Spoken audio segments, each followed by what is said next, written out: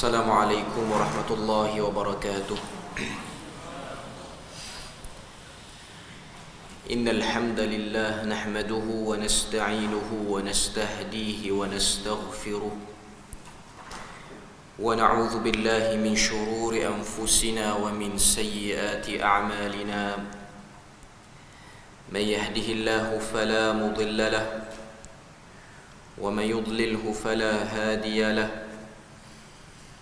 أشهد أن لا إله إلا الله وحده لا شريك له وأشهد أن محمدا عبده ورسوله يا أيها الذين آمنوا اتقوا الله وقولوا قولا سديدا يصلح لكم أعمالكم ويغفر لكم ذنوبكم ومن يطع الله ورسوله فقد فاز فوزا عظيما. الحمد لله الذي بنعمته تتم الصالحات. ربنا آتنا من لدنك رحمة وهيئ لنا من أمرنا رشدا. اللهم آت نفسي تقواها وزكيها وأنت خير من زكاها أنت وليها ومولاها. الحمد لله, syukur pada Allah Azza wa Jalla kerana dengan rahmat dan juga limpah kurnia yang Allah Ta'ala berikan, dapat kita sekali lagi bersama-sama pada malam ini. Dan insya-Allah seperti biasa, perbahasan kita di sini ialah menggunakan risalah 40 amalan mudah menurut sunnah, yang mana pada malam ni insya-Allah kita akan sambung pada amalan ataupun sunnah yang ke-10, muka surat yang ke-29, iaitu sunnah orang yang bermimpi buruk. Apa yang perlu dia buat ataupun apa yang perlu dia lakukan bila mana dia mengalami ataupun kena mimpi yang buruk. Jadi kita tengok apa yang disebutkan oleh penulis hafizahullahu ta'ala daripada Jabir bin Abdullah radhiyallahu anhu, daripada Rasulullah sallallahu alaihi wasallam, "Idza ra'a ahadukum ar-ru'ya yakrahuha falyabsuq an yasarihi thalathan وَلْيَسْتَعِذْ بِاللَّهِ مِنَ الشَّيْطَانِ ثَلَاثًا وَلْيَتَحَوَّلْ عَنْ جَنْبِهِ الَّذِي كَانَ عَلَيْهِ." Maksud dia, jika kalian mengalami mimpi yang dibenci, iaitu mimpi yang buruk, hendaklah meludah ke sebelah kiri 3 kali dan memohon perlindungan kepada Allah daripada godaan syaitan 3 kali. Kemudian mengubah posisi tidurnya daripada posisi asal. Jadi ini yang diriwayatkan oleh Al-Imam Muslim. Pertama sekali, daripada hadis ni kita boleh tengok bila mana satu orang tu dia tidur, dia akan menghadapi beberapa kemungkinan. Pertama, tidur dia nyenyak dan tidak ada mimpi apa-apa pun yang berlaku. Yang kedua, mimpi yang datang dalam tidur dia, yang mana mimpi itu ialah khayalan sebelum daripada dia tidur, bergantung pada apa yang dia fikir. Ini disebut sebagai adghathu ahlam. Dia duk terbayang apa sebelum dia tidur, maka masuk dalam mimpi itu. Yang seterusnya ialah mimpi yang baik, ar-ru'ya as-salihah. Mimpi yang baik ni Nabi sebut ialah satu bahagian daripada bahagian nubuwah, maknanya bahagian kenabian, walaupun berlaku pada selain pada Nabi. Dan yang seterusnya ialah mimpi yang buruk. Perbahasan kita ni ialah mimpi yang buruk. Mimpi ialah satu benda yang diiktiraf dalam agama kita. Sebab tu kalau kita tengok dalam Al-Quran, dia rakamkan banyak cerita mimpi-mimpi. Antaranya mimpi para Nabi dalam Al-Quran. Antara surah yang menceritakan tentang mimpi Nabi secara panjang lebar ialah surah Yusuf. Sebab tu kalau kita tengok, kita baca surah Yusuf, pada beberapa ayat awal mukaddimah surah Yusuf, Allah Ta'ala sebut, "Wa idh qala Yusufu li abihi ya abati inni ra'aitu 11 kawkaba wasyamsa wal qamara ra'aituhum li sajidin." Dan ingatlah ketika mana Yusuf berkata kepada ayahnya Ya'qub alaihi salam, "Inni ra'aitu," aku telah melihat dalam mimpi aku 11 kaukaba, 11 bintang, wasyamsa matahari, wal qamar, dan kesemuanya itu li sajidin, kepadaku mereka bersujud. Kemudian apa respon ayah Nabi Yusuf ni, Nabi Yaqub alaihissalam? Qala ya bunayya la taqsus ru'yaka ala ikhwatika fayakidu laka kaida. Katakanlah, bila mana berkata Nabi Yaqub, dia kata, wahai anakku, jangan kamu ceritakan mimpi ini, sebab bila mana kamu cerita, adik-beradik kamu mungkin akan membuat tipu daya pada kamu. Ini ialah satu surah yang cerita pada kita tentang mimpi seorang Nabi. Cuma sayang dalam masyarakat Melayu kita ni, sampai ayat tu dia tak faham yang mimpi tu. Dia pergi faham ayat tu ialah ayat penunduk, tuan-tuan, ayat pengasih. Sebab tu orang-orang yang dia berkenan dengan mana-mana orang, anak dara, ataupun dia berkenan dengan mana-mana perempuan, kalau dia lelaki, ataupun dia perempuan, dia berkenan dengan mana-mana lelaki, duk baca ayat ni lah, duk tiup ataupun duk niat lah supaya kena pada kawan yang dia berkenan tu, dengan harapan cairlah kawan tu depan dia, bolehlah dia kahwin. Dan dia kena tahu bahawasanya seorang perempuan tu mungkin 12 orang lelaki duk berdoa pada orang yang sama. Jadi itu ialah satu benda yang mengalihkan sebenarnya kita nak tengok Quran tu sepatutnya bukan daripada sudut itu. Sepatutnya Quran tu daripada sudut yang lain. Selain pada tu ialah mimpi Nabi Ibrahim. Ketika mana Nabi Ibrahim bermimpi melihat dia menyembelih anaknya. Allah Ta'ala sebut dengan detail, sehingga Nabi Ibrahim tanya, "Fanzur madza tara?" Wahai Ismail, apa pandangan kamu terhadap mimpi ini? Inni araka fil manami azbahu. Aku telah melihat dalam mimpi aku menyembelih kamu. Maka jawab Nabi Ismail, lakukan seperti mana yang diperintahkan. Dan banyak lagi lah dalam Al-Quran. Maknanya mimpi ini adalah satu benda yang diberi perhatian dalam agama kita.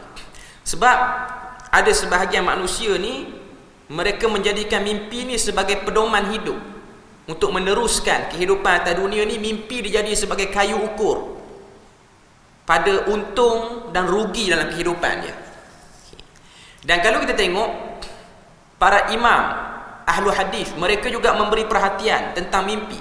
Sebab tu kalau kita baca Sahih Bukhari, kita akan tengok dalam Sahih Bukhari ni dia ada kitab ru'ya, iaitu satu bab dalam Sahih Bukhari tu dia himpunkan hadis-hadis berkaitan dengan mimpi. Dan saya pernah dengar huraian tentang mimpi ni yang telah disyarahkan oleh Maulana Asri Yusuf, hafizahullah ta'ala. Menarik perbahasan dia. Satu benda yang kita kena, kena cuba usaha untuk dengar benda tu, supaya kita akan melihat mimpi daripada perspektif yang lebih luas dalam agama, dan bukan dalam perspektif yang sempit, sehingga kita jadikan mimpi itu, kita jadi rungsing dengan mimpi itu. Mimpi ni macam kita sebut tadilah, dia ada mimpi saleh, mimpi yang baik, ru'ya salihah, dan dia juga ada mimpi yang buruk. Dan dia ada adghasu ahlam, mimpi khayal. Mimpi tu datang kerana khayal sebelum tidur. Dia duduk khayal dia jadi orang kaya, dia mimpi dia jadi orang kaya sebelum tidur. Jadi itu ialah benda-benda yang akan berlaku. Dan mimpi-mimpi yang buruk yang datang daripada syaitan. Cuma dalam hadis yang kita tengok ini ialah tentang bagaimana orang itu dia menghadapi mimpi buruk, dia nak kena buat apa. Dalam hadis tu kata Nabi, falyabsuq an yasarihi, hendaklah dia meludah ke sebelah kiri sebanyak 3 kali. Dia meludah itu meludah macam mana? Kita tengok pengajaran daripada hadis. Amalan yang ke-10 ni dia tak banyak sangat. Nanti kita akan tambah beberapa perkara lagi. Yang pertama, mimpi mempunyai 3 kategori. Pertama, mimpi yang benar. Kedua, mimpi daripada syaitan. Dan yang ketiga, mimpi yang merupakan mainan tidur semata-mata. Hadis ini menceritakan mengenai mimpi buruk yang datang daripada syaitan. Mimpi yang bersifat gangguan sehingga kita jadi rungsing. Dia ada 2 jenis mimpi gangguan. Pertama, memang kita diganggu dengan serius, yang kita sebut sebagai sihir, datang berulang-ulang kali. Benda tu mungkin boleh berlaku. Dan yang kedua ialah gangguan umum saja. Dia bukan kerana kita disihir ke apa. Okay. Meludah ke kiri, B. Meludah ke kirinya sebanyak 3 kali. Ulama berbeza pendapat tentang kaedah ludahan ini kerana terdapat beberapa riwayat bagi hadis dalam bab ini dinukilkan dengan lafaz tiupan dan ludahan. Dalam hadis ni, hadis yang diriwayatkan oleh Imam Muslim ni, Nabi kata falyabsuq. Basaqa ni maksudnya ialah ludah sehingga keluar air liur, percikan air liur tu ada. Muka surat 30 dia sebut Imam An-Nawawi. Ini Imam Nawawi sebut mengatakan yang dituntut hanyalah tiupan kecil. Nafas, bukan nafas. Nafas ni nun, fa dan sa tu maknanya yanfuth, kita ludah dalam bentuk isyarat tiupan saja. Okay. Dengan mulut tanpa mengeluarkan air liur. Okay. Jadi ada hadis sebut an-nafsu, ada hadis sebut al-basqu. Maknanya ludah dengan keluar air liur dan juga dengan isyarat saja. Manakala Ibnu Hajar memilih tafsiran ludahan dengan air liur. Maknanya kedua-duanya ini adalah pandangan yang boleh untuk kita berpegang pada mana-mana. Tapi saya tengoklah yang lebih realitinya ialah kita membuat tiupan kecil. Itu yang paling tepat lah. Okay. Sebab dia kena tengok keadaan. Contoh mimpi buruk. Tuan-tuan mimpi buruk. Yang duduk belah kiri itu isteri. Kena mimpi buruk bangun. Peluh habis. Basah habis ni. Ingat hadis Nabi kata ludah. Yang duduk belah kiri itu ialah isteri. Mendapatlah kawan tu pada malam tu 3 kali kena ludah. Okay.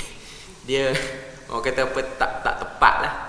Tambah pula dengan tengah bergaduh dengan isteri, memang kena pula mimpi buruk. Ni peluang nak ludah atas muka. Kalau dia marah kata Nabi suruh ludah, aku mimpi kena kacau dengan hantu ni. Okay. Jadi yang tepat, saya sendiri melihat daripada apa yang dihuraikan Imam An-Nawawi sebut dalam Al-Minhaj, ianya lebih tepat lah. Iaitu ludahan yang bersifat isyarat sahaja. Okay. Tetapi ludahan itu bukanlah dengan ludah air liur dengan yang banyak kerana boleh mengotorkan tempat tidur. Memang dari segi zahirnya meludah ni ialah satu benda yang tak berapa elok pada pandangan orang lah. Okay. Ludah itu ialah menunjukkan pada kita ialah kita tidak terkesan dengan gangguan syaitan. Itu yang dimaksudkan. Imam An-Nawawi dia kata ludah itu maksudnya ialah kau nak kacau aku, takat mana pun kacau lah, aku tak terkesan. Macam kita tuan-tuan, kita bergaduh dengan orang, kita dengar orang kata kita ludah. Tak ludah ke kawan tu? Dengar orang kata, ni ada satu orang duk kata kat kawan, duk kata kat hang, kita pun ludah. Ludah isyarat. Ludah tu maksud dia apa? Aku tak terkesan dengan kata-kata dia. Maksudnya lekeh benarlah apa yang dia kata tu. Kecil benarlah apa yang syaitan duk buat itu. Okay. Benda-benda seperti ini diajar kepada kita oleh Nabi bila mana kita berhadapan dengan gangguan syaitan. Sama ada gangguan yang orang kata apa, separa sedar ataupun gangguan yang sedar. Separa sedar ni ialah tidur lah. Sebab kita tidur, kita dah tak sedar badan kita ni dia separa. Dia taklah orang kata apa, hilang terus diri tu. Okay. Masih lagi hidup ada, masih lagi bernyawa, tapi dari segi orang kata apa, hubungan dia jadi separa sedar. Okay. Ataupun kita diganggu oleh syaitan dalam keadaan sedar. Maknanya memang kita diganggu, kita tak tidur. Dalam banyak hadis menunjukkan Nabi, para sahabat bila mana diganggu oleh syaitan waktu sedar, apa yang diorang buat? Diorang pukul ataupun diorang cuba bertindak dengan agresif. Sebab tu dalam hadis bila mana Nabi sedang salat malam, hadis riwayat Imam Muslim dan juga Abu Daud, Nabi rasa sejuknya air liur. Rasa tu macam air liur kena pada muka Nabi. Siapa yang ludah tu? Yang ludah tu iblis ataupun syaitan. Dia tengok Nabi salat, dia ludah. Terasa di pipi Nabi, syaitan. Okay. Waktu Nabi tengah duduk salat tu, Nabi terasa. Nabi selesai salat, ada sebahagian riwayat kata Nabi cekak kawan tu waktu tengah salat. Pegang. Syaitan tu menyerupai makhluk sesuatu lah. Maknanya menyerupai macam manusia ke ataupun menyerupai macam binatang ke, Nabi pegang. Sampai selesai salat Nabi kata, kalau tidak kerana perjanjian dengan Sulaiman alaihissalam, aku akan ikat kamu di tiang masjid, iaitu tiang Masjid Nabawi, dan aku akan biarkan kanak-kanak bermain dengan kamu. Itu ialah tindakan Nabi bila mana kena kacau dengan hantu. Tunjuk pada kita apa dia? Waktu dikacau oleh hantu ni istilah kita lah orang Melayu, umumnya dikacau oleh syaitan lah. Waktu dikacau, sepatutnya perasaan yang perlu ada ialah rasa terganggu dan nak lawan balik benda tu. Cuma yang berlaku kebanyakan kita ni, waktu kita dikacau, kita takut pada benda tu. Itu benda yang payah lah. Kena kacau baru tahu. Cakap sini boleh berani. Kena kacau baru kena tahu. Cuma nak katanya ialah perasaan itu ialah perasaan yang tak tepat. Kalau kita tengok waktu Nabi Ibrahim bawa Ismail ni nak pergi sembelih, Iblis kata, ya Ibrahim, betul ke ini perintah Tuhan? Apa Nabi Ibrahim buat? Ambil batu, tenggalung kawan tu. Itu yang jadi perintah melontar tu. Maknanya itu perbuatan Nabi, dilontar Iblis itu dengan batu. Dan kalau kita tengok dalam semua keadaan itu, apa yang terjadi pada orang yang melawan Iblis itu ataupun syaitan itu? Tak jadi apa-apa pun. Bahkan kalau tengok dalam riwayat yang lain, ini sahabat Nabi, bukan Nabi, iaitu Khalid Al-Walid. Ketika mana Khalid dihantar untuk meruntuhkan berhala di satu kawasan. Sebab berhala ni bukan hanya di Mekah saja, berhala ni dia merata. Mekah tu antara main tempat yang banyak berhala, antaranya Taif, tempat yang ada berhala, dan banyak lagi tempat-tempat yang lain. Waktu Khalid Al-Walid dihantar ke satu kawasan ni untuk hancurkan berhala tu, waktu dia sampai, dia nak ambil kapak ataupun apa-apa saja alat nak pukul patung berhala tu bagi pecah. Waktu dia nak pukul, keluar satu makhluk menyerupai manusia, kulit warna hitam, rambut kerinting. Itu ialah syaitan ataupun hantu yang duduk di tempat pemujaan itu. Maknanya di rumah-rumah berhala ni, dia adalah hantu syaitan tu. Sebab tu make sense lah kalau kita pergi, kita ada rasa. Kita ni manusia, kita tak boleh tengok orang kata apa, jin ataupun syaitan dalam real face dia orang. Kita boleh tengok dalam bentuk, orang kata apa, dalam bentuk penjelmaan saja. Bentuk asal tu tak boleh nak tengok lah. Cuma manusia ni dia ada sense, dia ada rasa. Sebab tu kalau tuan-tuan pergi satu kawasan, tiba-tiba rasa seriau, bukan kawasan, hatta dalam rumah sendiri pun, bangun pukul 2-3 pagi, pergi ke dapur, rumah yang luas sikit, rumah sempit pun boleh jadi. Orang semua dah tidur dalam rumah, kita mungkin nak pergi tandas apa semua, pergi tu kita rasa seriau, bulu-bulu tengkuk ni duduk berdiri. Ada tak benda tu waktu tu? Ada dah tuan-tuan. Tuan-tuan tak payah perlu fikir dah. Tak payah duk ada tak ada. Kok ada belakang aku palingkan ada. Tak payah. Memang dah ada dah bang. Benda tu dah ada. Cuma tinggal lagi kita nak rasa apa pada waktu tu. Ada orang dia baca ayat kursi, tapi waktu dia baca ayat kursi tu, dia rasa takut pada benda tu. Dan benda-benda ni, gangguan-gangguan syaitan ni, syaitan dia nak apa? Dia nak suruh kita takut kat dia. Itu yang dia nak. Sebab tu kita akan tengok ada orang dia takut, dia baca ayat kursi, tak ada apa. Bahkan lebih dahsyat, yang kacau dia tu, syaitan yang kacau dia tu, betul tajwid dia. Benda tu banyak berlaku. Syaitan tu kata kamu baca ayat kursi itu salah. Yang betulnya macam ni.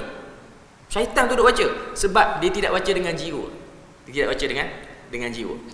Jadi ini ialah ajaran-ajaran Nabi bila mana kita diganggu oleh syaitan dalam waktu separa sedar ataupun waktu sedar. Jadi secara umumnya bila mana kita berhadapan dengan makhluk seperti ini, kita tidak melayan kata apa gangguan itu. Tak terlampau terkesan dengan gangguan tu. Sebab tu Nabi kata, mimpi yang buruk ini ianya ialah satu benda yang diikat di kaki burung. Dia akan terbang entah ke mana-mana. Sebab tu jangan terkesan dengan mimpi, dan jangan cepat-cepat nak pergi cari tukang tafsir mimpi. Berhati-hati. Sebab ianya boleh mengganggu kita dan memberi kerungsingan yang ingin syaitan nak sebenarnya. Syaitan nak suruh kita rungsing.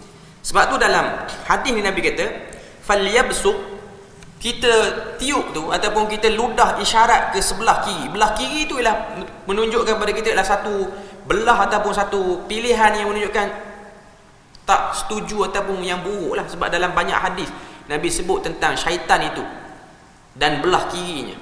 Sebab tu Nabi kata man akala bishimalihi akala syaitanu ma'ah. Barang siapa yang makan dengan tangan kiri maka dia telah makan bersama dengan syaitan. Dan tidak ada orang yang bila mana ditegur makan dengan tangan kiri, dia nak makan dengan tangan kiri, Nabi kata melainkan dia orang yang sombong. Sebab tu kita ni kalau ada orang yang kidal, saya sendiri pun kidal. Okay. Orang kidal ni dia nak makan nasi suap tu mungkin dia boleh makan tangan kanan. Okay. Dia biasanya akan ada problem waktu dia makan dengan sudu biasa, dengan camca. Okay. Dia ada problem situ. Okay. Tapi benda tu boleh ditrain. Saya dulu daripada kecil duk makan camca ni tangan kiri, tapi dah selalu kena tegur. Waktu pergi belajar luar negara, orang Arab ni dia sensitif dengan tangan kiri. Okay. Dia selalu tegur benda tu boleh buat.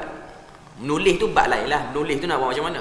Okay. Cuma nak katanya ialah bab itu, bahagian itu ataupun position kiri itu, kita tak sama dengan Nasrani. Nasrani ni ataupun Eropah ni ataupun Barat, dia punya etika dia memang dia mendahulukan kiri banyak. Okay. Dan kiri itu ialah satu bahagian yang tak elok lah dalam agama kita ni. Okay. Bila mana Nabi kata tentang sifat syaitan makan dengan tangan kiri, menunjukkan ia satu bahagian yang tak elok. Kemudian bukan setakat ludah saja, wal yasta'iz billah minasyaitani thalathan. Minta perlindungan kepada Allah daripada godaan syaitan dan juga kejelekan mimpinya. Okay. Kejelekan mimpi itu maknanya keburukan mimpi sebanyak 3 kali. Nak sebut apa? A'udzubillah. Itu ialah lafaz yang paling ringkas. Ataupun a'udzubillahi minasyaitanir rajim. Ataupun a'udzubillahi minasyaitanir rajim min hamzihi wa nafthihi wa nafthihi. Ini juga ada riwayat. Maknanya kita menyebutkan lafaz ta'awuz. Ta'awuz ni ialah minta lindung pada Allah Azza wa Jalla. Yang keempat, membalikkan tubuhnya, mengubah posisi tidur sebagai isyarat supaya keadaan tidurnya akan menjadi baik. Ini yang disebutkan oleh Ibn Allan dalam syarah dia Dalil Al-Falihin ni. Okay. Dia kata ubah tempat tidur, posisi tidur. Okay. Maknanya kalau tadi kita mengiring belah kiri, kita mengiring belah kanan. Ubah posisi tidur ni dia berbagai-bagai. Sebahagian para ulama menyebutkan mengubah posisi tidur ni ialah tidur tempat lain. Tak tidur dah situ, pergi tidur ke tempat lain. Itu yang pertama. Atau yang kedua, ubah pergerakan badan saja. Masih lagi tidur situ. Macam-macam kita boleh ubah. Kita nak jadikan kepala kita tu jadi kaki kita. Maknanya kita ubah. Biasa kita tidur kan, kita kena mimpi ni. Okay.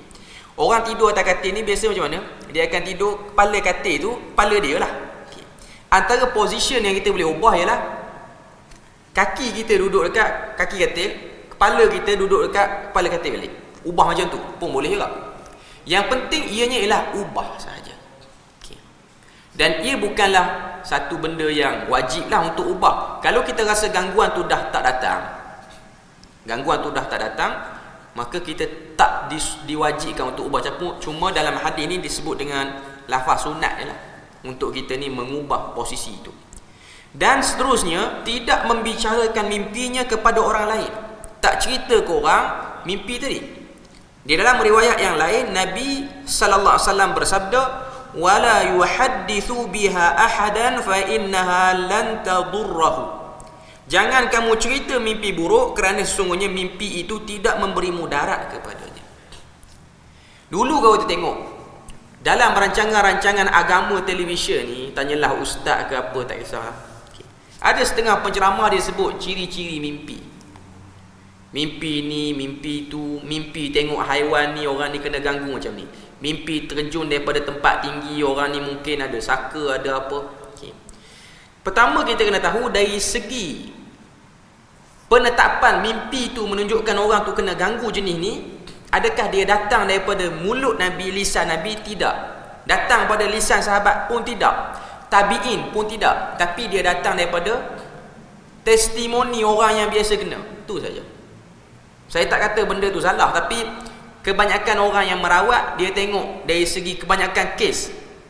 Yang jenis mimpi jumpa ular, jumpa anjing hitam, jumpa orang kata apa, kala jengking, jumpa tikus, haiwan-haiwan fuaisik ni, tikus ke cicak ke apa semua ni, okey, ini ialah petanda orang-orang tu kena sihir.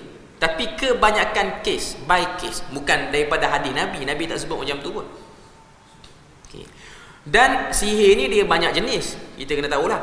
Antara sihir yang kita tengok ialah takhyil, iaitu sihir yang menyebabkan orang tu jadi khayal. Dia kena tu dia tak jadi mimpi buruk selalu. Dia cuma berkhayal. Dia macam dah rasa macam dah selesai benda tu. Sihir jenis ni lah yang kena pada Nabi selama 6 bulan. Ketika mana Nabi disihir oleh Labid bin A'sam, seorang daripada Yahudi, yang mana Labid bin A'sam ni dia guna khidmat anak-anak perempuan dia.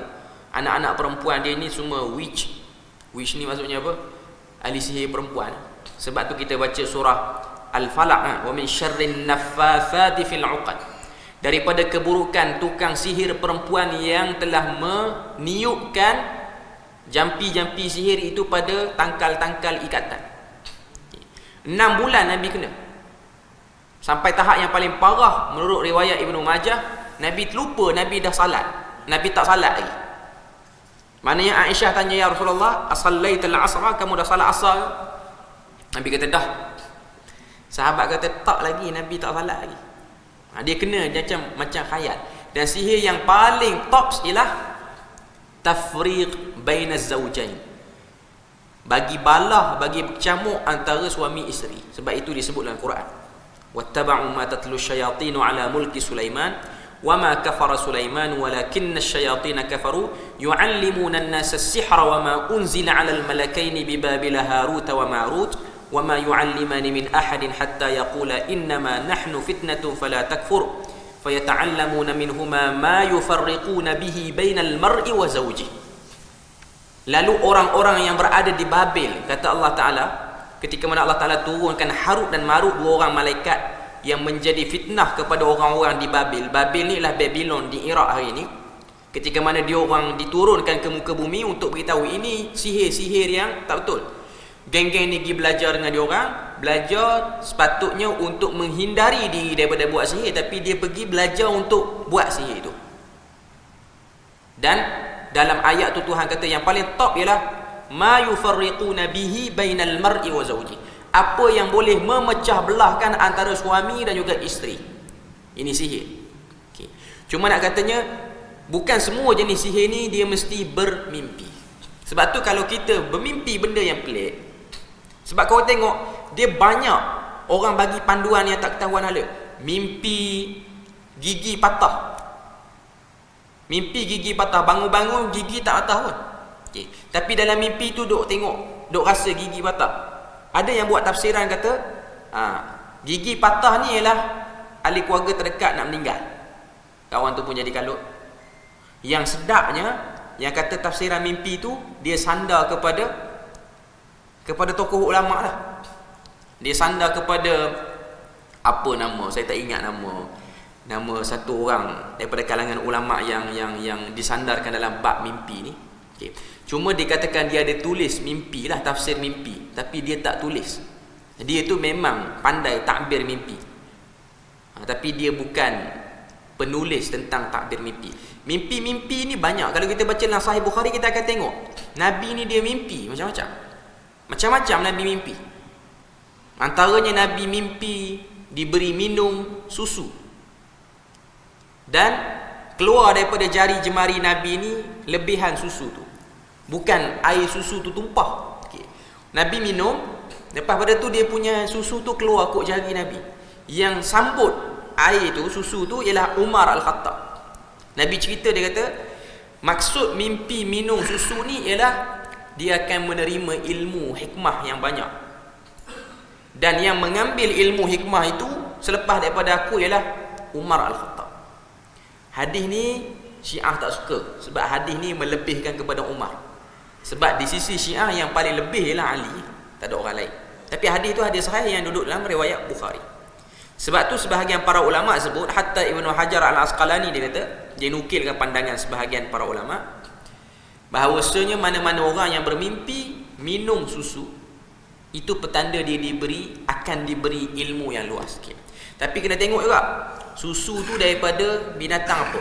Kalau susu tu datang daripada binatang ternakan yang halal, contoh lembu, kambing, unta, maka dia ialah petanda yang baik, benda yang menguntungkan.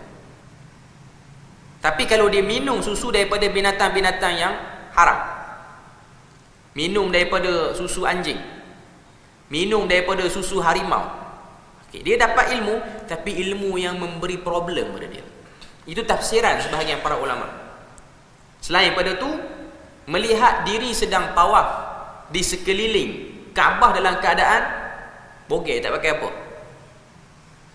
Kalau kita pernah mimpi macam tu, apa maksud mimpi itu? Ini mimpi yang disebut dalam tafsiran sebahagian para ulama. Mimpi itulah petanda Allah Ta'ala telah mengampunkan dosa kita. Dia ada beza. Patutnya tawaf ni memang kena pakai baju lah. Tawaf tak pakai baju ni zaman jahiliah. Tapi kalau kita tengok benda tu dalam mimpi, dia panggil alam misal dengan alam zahir, itu petanda dosa diampunkan. Tapi kalau kita malam ni dapat tahu benda ni, kita pun sambil nak tidur khayal, seronok kalau mimpi tawaf bogel. Malam duk mimpi dapat. Tuan-tuan rasa betul tak mimpi tu? Itu dia panggil adghafu ahlam, sebab duk fikir dulu sebelum tu. Dia duk terbayang. Lalu duk syok pagi, esok subuh duk rasa macam ahli syurga. Belum lagi. Cuma nak katanya itu ialah tafsiran oleh sebahagian para ulama. Nak sebut pada kita bahawasanya mimpi-mimpi yang buruk jangan dicerita pada orang, mimpi yang baik pun jangan kalut duk cerita lagi pada orang. Sebab mimpi yang baik ni kebiasaannya ianya akan berlaku dalam tempoh yang lama. Sebab kau tengok dalam cerita Nabi Yusuf tu, dia mimpi tengok 11 bintang. Pertama daripada ayat tu kita dapat perasan apa dia. Saya sebut tadi kan, ayat ni orang Melayu kita duk ingat ayat pengasih, ayat nak bagi naik seri muka. Ni golongan mak-mak andam yang lama-lama dulu, yang duk mengandam pengantin ni, duk baca ayat-ayat ni, duk selit ayat-ayat nama Nabi Yusuf semua ni, dengan tujuan harapan supaya muka si pengantin tu berseri. Ini semua tokok tambah yang orang kata apa, diislamisasikan dengan fakta-fakta dalam Quran. Sebenarnya ia bukan betul lah. Dia berlaku asimilasi daripada amalan mantra lama, datang Islam, masih lagi nak pakai jenis mantra, tapi nak guna kalimah-kalimah yang ada dalam Quran. Nak tunjuk pada kita apa dia, bila mana Nabi Yusuf, dia mimpi dia tengok 11 bulan. Kaukab ni maksud dia bintang, bukan bulan. Tapi ada sebahagian dia terjemahkan planet, tapi kita kata bintang lah. Bintang, bulan dan juga matahari. Pertama kita boleh tengok 11 itu angka yang disebut oleh Nabi Yusuf by counting, maknanya dia bilang. Nak tunjuk kepada kita Nabi Yusuf ni satu orang yang sangat detail. Hatta dalam mimpi pun dia perasan, dia boleh perasan benda tu. Dia boleh perasan, dia bilang 11. Maknanya jarang lah orang lelaki dia ada sifat yang detail macam tu. Maknanya kalau dia tengok, semalam saya mimpi bintang sujud pada saya, itu normal. Tapi dia boleh sebut counting by number. Nak tunjuk pada kita bahawasanya ini ialah bahagian daripada keelokan Nabi Yusuf. Selain daripada keelokan rupa paras dia, juga dari segi ketelitian. Sebenarnya sifat teliti ni satu sifat yang bagus. Cuma ada sebahagian orang dia terlampau teliti sangat, dia jadi ganggu orang juga. Teliti yang over, teliti yang kita sebut istilah sekarang OCD ni, yang jadi ada penyakit, dia ada jenis orang yang pembersih over sangat ni, dia teliti sangat. Tak boleh orang kata apa, tak boleh kurang ataupun sengit satu. Itu teliti juga, tapi teliti yang tak semua orang boleh terima dengan teliti macam tu. Cuma nak katanya bahawasanya itu ialah Nabi Yusuf. Dan kita dapat tengok Nabi Yusuf ni, adik-beradik dia, hormat dia, mak ayah dia, selepas 29 tahun daripada dia mimpi tu, tempoh yang lama tu. Nak tunjuk pada kita bahawasanya antara petanda mimpi-mimpi yang baik ni, dia akan berlaku dalam tempoh yang lama. Itu hanyalah takwilan yang disebut oleh para ulama. Alang-alang dah sebut bab mimpi ni, saya nak sebut juga tentang disiplin dalam bab menerima satu-satu mimpi. Terutamanya mimpi yang didakwa berjumpa dengan orang soleh ataupun dakwa berjumpa dengan Nabi. Yang mana kita tahu bahawasanya dakwaan mimpi jumpa Nabi ataupun orang soleh ni ialah dakwaan yang sedikit sebanyak memberi kesan, terutamanya kepada akidah orang Islam. Dan bila mana mimpi-mimpi itu dibawa oleh orang-orang yang cuba menjadi pengasas kepada satu-satu aliran. Pertama, mimpi jumpa Nabi ni boleh berlaku atau tidak? Jawapannya boleh. Dan dalam mimpi itu boleh tak Nabi bercakap dengan kita? Boleh juga. Adakah Nabi mesti bercakap dalam bahasa Arab? Tak syarat. Sebab ada satu buku tu ditulis dalam bahasa Urdu. Himpunan mimpi-mimpi orang-orang yang pernah jumpa Nabi, dan dia baik daripada sakit dia. Dia baik daripada sakit. Ada satu orang, saya tak ingat nama penulis buku tu, tapi penulis buku tu seorang ulama hadis di Pakistan. Dia kata dalam mimpi tu, dia sendiri yang tulis buku tu, dia mengalami sakit kulit yang teruk. Dia pergi jumpa macam-macam, orang kata pun macam-macam pakar lah untuk berubat sakit kulit dia. Sehinggalah last sekali dia berserah pada Allah Ta'ala. Dia kata, aku harap kepada Tuhan lah, macam mana dia nak buat dengan penyakit aku ni ataupun sakit kulit aku ni. Sehinggalah pada malam tu dia mimpi jumpa Nabi. Nabi datang dalam mimpi dia. Nabi pergi dekat satu papan tulis. Nabi tulis satu perkataan dalam bahasa Urdu. Perkataan tu ialah Loki. Loki ni maksudnya apa? Loki ni ialah orang kata apa? Ubi ke apa, saya tak pasti. Tapi dia sejenis sayuran lah. Labu air, ya. Labu air tu ialah perkataan Loki tu. Bila mana orang kata apa, dia nampak tu, dia pun cari labu air, dia makan, dia hilang sakit kulit dia tu. Pertama, Nabi pandai menulis ataupun tidak ada riwayat menunjukkan kata Nabi pandai menulis. Nabi pandai tak bahasa lain selain daripada bahasa Arab? Tidak ada riwayat kata Nabi pandai bahasa lain. Tapi dalam mimpi kawan tu, Nabi tulis di papan, whiteboard ke papan hitam ke tak tahulah, tulis pula dalam bahasa Urdu. Dia tu seorang ulama, sebab yang mimpi ni ulama, jadi mimpi tu dia tak jaja mengarut dah. Dia kata mimpi ni ialah khusus kepada diri dia saja. Orang yang sakit kulit lepas pada ni, kalau dia nak baik sakit kulit, dia tak boleh pakai kaedah makan labu air yang dia tu. Sebab labu air tu untuk dia saja, bukan untuk orang lain. Dia tak jaja macam orang lain lah. Nak tunjuk pada kita apa dia? Ini ialah kemungkinan yang berlaku. Sebab dia tak berkait dengan akidah apa semua, tak berkait dalam bab tu. Cuma nak tunjuk pada kita bahawasanya dalam bab mimpi jumpa Nabi ni, dia perlukan pendetilan yang lebih lagi. Sebab kita kena tahu, bila mana kita bermimpi dengan satu-satu benda dalam mimpi, kita jumpa orang, jumpa apa, benda yang kita jumpa tu dia boleh mendakwa dia sebagai Nabi. Dia boleh mendakwa. Sebab tu ada para ulama yang jaga dalam bab ni. Dia kata mimpi jumpa Nabi ni hanya boleh diterima daripada orang yang hidup sezaman dengan Nabi. Ada yang ketat sampai tahap tu. Orang lain tak diterima. Sebab mereka inilah sebaik-baik orang dan juga manusia yang sempat tengok Nabi tu macam mana. Jadi kalau dia orang mimpi jumpa Nabi, dia orang boleh detailkan. Dan itulah yang dipegang oleh Abdullah bin Mas'ud radhiyallahu anhu. Bila mana orang datang beritahu kepada dia, orang ni mimpi jumpa Nabi, orang ni mimpi jumpa Nabi, dia akan detailkan Nabi tu macam mana. Sebab dia antara orang yang pernah tengok Nabi sallallahu alaihi wasallam. Jadi nak tunjuk kepada kita bahawasanya mimpi ni tidaklah menjadi kayu ukur yang utama dalam hidup. Hatta kita mimpi baik ataupun kita mimpi buruk sekalipun, kedua-dua mimpi. Cuma kalau kita mimpi buruk, kita beramal dengan apa yang disebut ni. Kita ludah isyarat belah kiri, kemudian kita ta'awudz, kemudian orang kata apa, kita ubah posisi tu. Jadi selesai kita untuk amalan yang ke-10 tu. Seterusnya yang ke-11. Yang ke-11 ni dia perlukan pada penerangan panjang. Tak apalah kita sebut mana yang sempat. Mendoakan supaya bayi dilindungi daripada ain. Ain ni adalah satu perbahasan, nanti kita akan sebut. Cuma kita baca dulu matan dia. Muka surat 31. Daripada Ibn Abbas radhiyallahu anhuma, kana an-nabiy sallallahu alaihi wasallam yu'awwidhu al-Hasan wal Husain wa yaqul inna abakuma kana yu'awwidhu biha Ismail wa Ishaq. A'udzu bi kalimatillahi tammah min kulli syaitanin wa hammah wa min kulli 'ainil lam.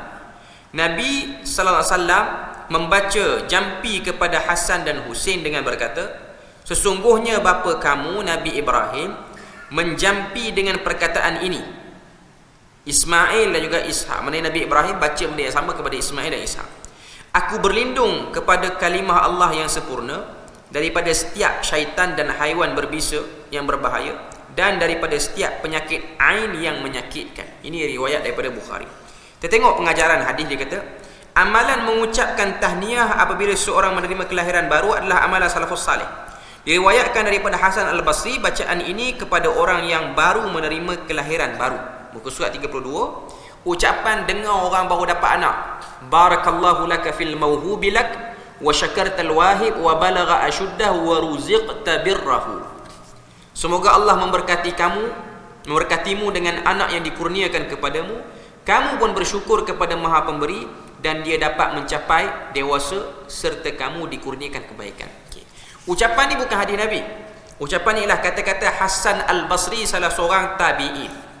Maknanya ianya lah satu benda yang luas, tak syarat baca yang ni. Sebab ada orang dia rasa inilah ucapan Nabi, bukan. Kita nak sebut barakallahu fi pun boleh, barakallahu fiha pun boleh, apa-apa sahaja kalimah yang bersifat doa. Jadi labat ni dia luas. Cuma yang ditunjukkan oleh tabi'in ni sebut macam ni lah, moga Allah Ta'ala beri berkat kepada anak yang telah dikurniakan tu, kamu pun bersyukur kepada Tuhan yang Maha Pemberi dan dia dapat mencapai dewasa serta kamu dikurniakan birrahu, diberikan kebaikan daripada dia. Bagi yang menerima ucapan ini pula digalakkan mengucapkan dengan ucapan ini. Kalau kita dapat ucapan tu, barakallahu lak wa baraka alaika wa jazakallahu khairan wa razaqakallahu mithlahu wa ajzala thawabak. Moga Allah memberkati kamu, memberkati ke atas dirimu, memberikan balasan baik kepadamu, memberikan rezeki anak sepertinya, iaitu bayinya, dan memperbanyakkan pahalamu. Jawapan ni pun tidaklah menjadi kewajipan. Kita boleh jawab dengan barakallahu lak ataupun jazakallahu khairan. Apa-apa sahaja kalimah yang baik kita boleh gunakan sebagai balasan untuk mengucapkan, untuk balas ucapan tahniah. Macam kita sebut ucapan tahniah tu pun tidak syarat dengan riwayat ini. Ucapan seperti ini wajar disuburkan supaya dapat mengingatkan orang yang baru menerima kelahiran agar bersyukur ke atas nikmat, kepada nikmat atas nikmat zuriat yang dia terima, kepada Allah atas nikmat zuriat yang dia terima. Kemudian B tu digalakkan untuk melakukan tahnik, iaitu belah mulut ke atas bayi yang baru lahir. Nabi SAW melakukan tahnik ke atas bayi dengan menggunakan tamar. Caranya ialah dengan baginda mengunyah tamar tersebut supaya lembut, kemudian disuapkan ke mulut bayi. Adakah hukum tahnik ini khas untuk Nabi atau ia masih boleh diamalkan walaupun baginda telah wafat? Ada perbahasan para ulama berkenaan dengan bab ni. Pandangan pertama, muka surat 33, dia sebut ia hanya khas kepada Nabi, tak berlaku pada orang lain. Kerana tahnik ini ialah perbuatan mengambil berkat dengan air liur Nabi. Adapun air liur orang lain tak ada berkat dah pada diri dia. Walaupun orang duk kata saya nak ambil berkat ni, yang maha tahu orang tu ada berkat tak ada berkat ialah Allah Ta'ala. Adapun Nabi tu memang jelas dia ada berkat. Sebab kita tengok ada sebahagian orang ni dia bermudah-mudah lambat ni. Sebab tu kita tengok baru ni ada satu viral, satu orang penceramah daripada negeri mana entah, bagi air liur dekat langit, tekan dengan ibu jari. Bukan bayi dia bagi tu, budak darjah berapa dah dia bagi, letak dekat dahi kawan tu.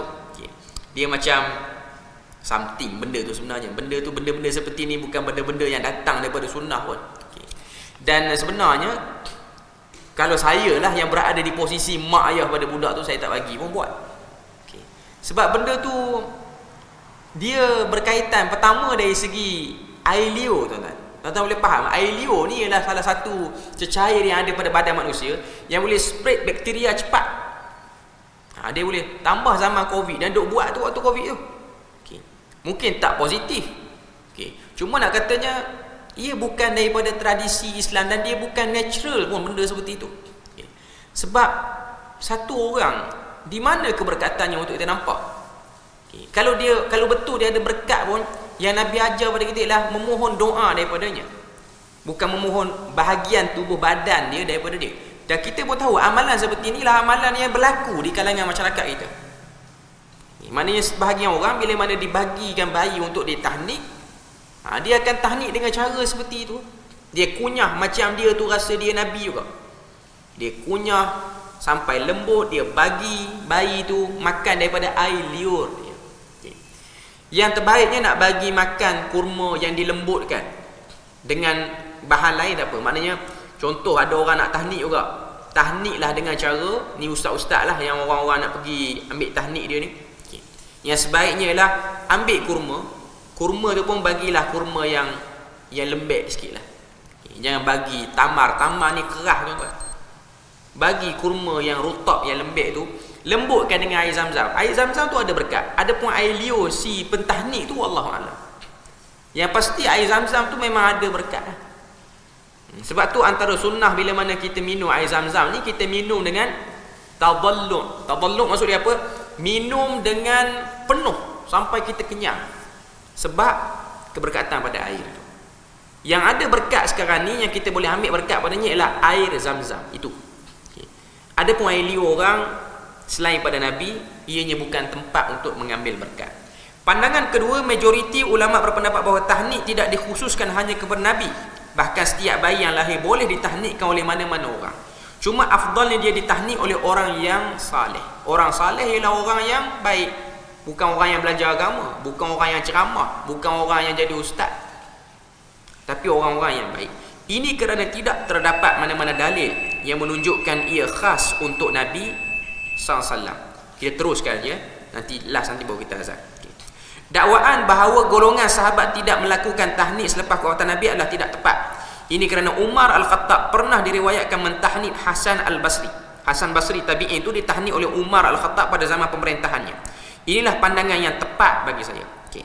Mendoakan keberkatan kepada bayi setelah melakukan tahnik, begitu juga disunatkan menjampi bayi dengan lafaz hadis tadi untuk menghindari daripada ain. Okay. Maknanya lafaz yang adalah hadis tadi, a'udzu bikalimatillahi tammah min kulli syaitanin wa hammah wa min kulli ainin lammah. Okay. Lafaz ini ialah jampi, ruqyah lah. Ruqyah ni maksud dia jampi. Okay. Maknanya bila mana dapat satu bayi tu kita baca. Okay. Dalam bahagian ini nak sebut ialah wa min kulli ainil lamah, daripada setiap pandangan ain ataupun mata yang menyakitkan. Perbahasan kita sekarang ni ialah berkenaan dengan ain. Ini yang terakhir. Okay. Ain ni apa dia? Ain dalam bahasa Melayu bermaksud mata ataupun pandangan mata. Okay. Pandangan mata ni maksud dia apa? Satu orang memandang pada satu benda. Okay. Pandangan itu datang daripada lubuk hati dia, dia pandang dengan perasaan apa? Perasaan itu boleh memberi kesan kepada yang dipandang itu. Boleh beri kesan kepada yang dipandang itu. Sebab tu ada riwayat yang terkenal, dua orang sahabat. Satu orang tu sahabat yang muda, dia mandi, tempat mandi awam, dia buang baju dia tanggalkan baju dia putih sangat, dia ditegur oleh satu orang sahabat ni. Sahabat ni pula satu orang ahlu badar. Sehingga bila mana dia tegur, dia kata, aku tak pernah melihat kulit seorang lelaki yang cantik melebihi daripada kulit perempuan. Putihnya orang, handsome orangnya, sehinggalah kawan tu rebah ataupun jatuh. Ain ni adalah satu benda yang masyarakat kita Melayu ni dia ada dah kepercayaan tu. Tapi zaman moden ni orang tak berapa nak rasa benda tu terjadi sangat. Tapi benda tu terjadi. Dan ada riwayat Nabi sebut sebahagian besar umat aku ni habis ajal ataupun habis umur dengan ain. Dan ain ni boleh berlaku pada diri sendiri. Dia bukan satu benda yang orang kata apa yang sihir, bukan. Tapi ia datang pada pandangan mata. Dan zaman sekarang ni tak boleh nak trace lah siapa yang pandang kita, sebab dia satu benda yang luas. Kita dapat apa-apa, kita yang menyebabkan orang nak pandang benda tu. Zaman sekarang ni media sosial punya banyak, upload itu, upload ini. Benda-benda ni memudahkan untuk orang pandang. Okay. Cuma sebahagian para ulama mengatakan pandangan ain ni dia akan lebih kuat bila mana dia datang daripada orang yang memandang dengan iri hati, cemburu pada kita. Dia boleh memberi kesan. Mana kita pakai kereta baru, orang tengok Akhirnya dia rasa cemburu, kereta tu boleh terkena kecelakaan lah, boleh terbakar ke, boleh apa, tanpa sebab. Benda tu boleh berlaku. Cuma kita adalah amalan-amalan yang disarankan oleh Nabi untuk elak benda tu. Antara orang kata apa, amalan ni ialah melazimi zikir pagi dan petang. Makin akhir zaman ni makin kena duk baca lah zikir pagi petang. Sebab dalam zikir pagi petang tu dia ada ucapan itu. A'udzu bikalimatillahi tammah min kulli syaitani wa hamah wa min kulli ainil lamah. Kita baca untuk diri kita. Dan ain ni dia boleh berlaku by yourself, diri sendiri. Tengok cermin, rasa diri segak. Lepas pada tu sakit urat ke apa ke, benda tu boleh berlaku. Kita mengagumi diri kita. Dia ain ni terjadi dengan pandangan mata orang yang kagum, pandangan mata orang yang cemburu. Dua-dua dia boleh jadi. Nak kata zaman kita ni benda tu lagi besar, lagi luas, tak boleh nak trace. Zaman Nabi boleh nak trace. Boleh tahu siapa yang puji kawan ni. Sebab perangai puji orang zaman Nabi ni dia bukan selalu. Sebab Nabi dia pernah beri larangan. Alqa al-madihin bit-turab. Balinglah orang yang suka puji orang ni dengan tanah. Maksudnya apa? Bukan betul-betul ambil tanah lempar dekat kawan tu, bukan. Nak kata perangai memuji ni tak elok sangat. Dia boleh merosakkan orang tu.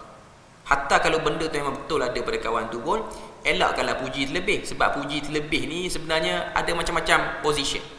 Ada orang memang sikap dia suka puji terlebih dan dia ada niat di sebalik pujian itu. Dan untuk akhir zaman ni ramai yang jenis macam tu lah. Bila mana puji orang terlebih ni adalah benda yang dia nak di belakang tu. Okay. Cuma pujian yang ikhlas ni biasanya datang daripada dua saja. Datang daripada para ulama bila mana dia puji satu orang, dan juga ibu bapa. Mak ayah ni kalau dia puji dengan doa. Dia tidak puji dengan nak advantage. Tak, saya tak nafikan ada sebahagian mak ayah dia ada juga sikap macam tu, dia puji sebab nak suruh anak dia bagi duit bulan-bulan banyak sikit. Okey, ada jenis macam tu. Cuma nak katanya kebiasaannya kalau mak dia puji tu, dia pujian ni ialah pujian berserta dengan harapan. Okey. Cuma nak katanya ain ni dia boleh berlaku pada diri sendiri juga. Okey, dan pada budak-budak yang kecil tu lah, maknanya Nabi ajar tu supaya tak terkena pada budak kecil tu. Okay. Jadi saya rasa setakat tu sajalah perbahasan kita pada malam ni. Moga Allah Ta'ala beri pada kita rahmat dan berkat. Dan insya-Allah esok sekali lagi kita akan bahas risalah yang lain. Moga Allah Ta'ala beri pada kita rahmat dan berkat. Subhanakallahumma wa bihamdik asyhadu an la ilaha illa anta wa astaghfiruka wa atubu ilaik. Wassalamualaikum warahmatullahi wabarakatuh.